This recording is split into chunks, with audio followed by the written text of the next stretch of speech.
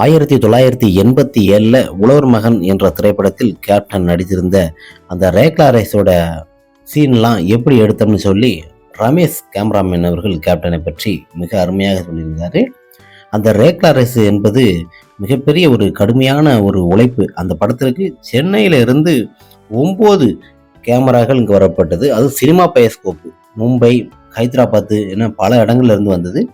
அது சாதாரண விஷயம் கிடையாது. 500-600 மாடுகளை வச்சு ரேக்லா ரேஸ் பண்ணது. சென்னையில் இருக்க எல்லா ட்ராலியும் இங்கே வந்துருச்சு. ஒரு 600-500 அடி உயரத்துக்கு. ஏன்னா ஹெலிபேடில் தான் அந்த ஷாட் எடுக்கணும்னு நினச்சோம். அந்த பக்கத்தில் சூலூரில் அப்ரூவ்டு கொடுக்கல.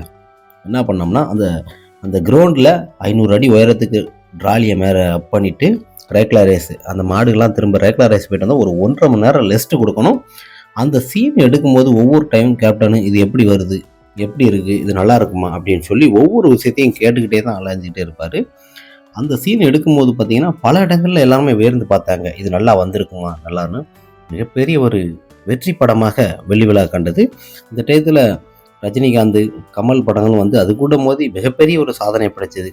இது அரவிந்த் சாரே சொல்லியிருக்கிறாரு. நாங்களும் அப்போ பாக்ஸ் ஆஃபீஸில் நல்ல ஒரு வசூல் கொடுத்தது. இந்த ட்ராலி வச்சு இந்த கேமராமேன் எடுக்கும்போது பார்த்தீங்கன்னா 9 கேமரா, ஒரு 3 கேமரா அங்கே, ஒரு 6 கேமரா வேனுள்ள இந்த மாதிரி சுற்றி வச்சு எடுக்கப்பட்ட படம் தான் உழவர் மகன். அதுக்கு மிகப்பெரிய ஒரு கஷ்டப்பட்டாங்க. ஏன்னா அப்படி ஒரு சீனு ரேக்லா ரேஸ் இப்போ யாரும் பண்ணியிருக்க மாட்டாங்க.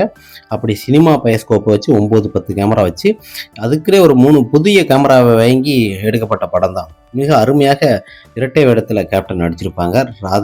ராதிகா, செந்தில், எம்என் நம்பியார் போன்ற பலர் நடிச்சிருக்க மிக அருமையான திரைப்படம். மிகப்பெரிய ஒரு வெற்றி கொடுத்த திரைப்படம்.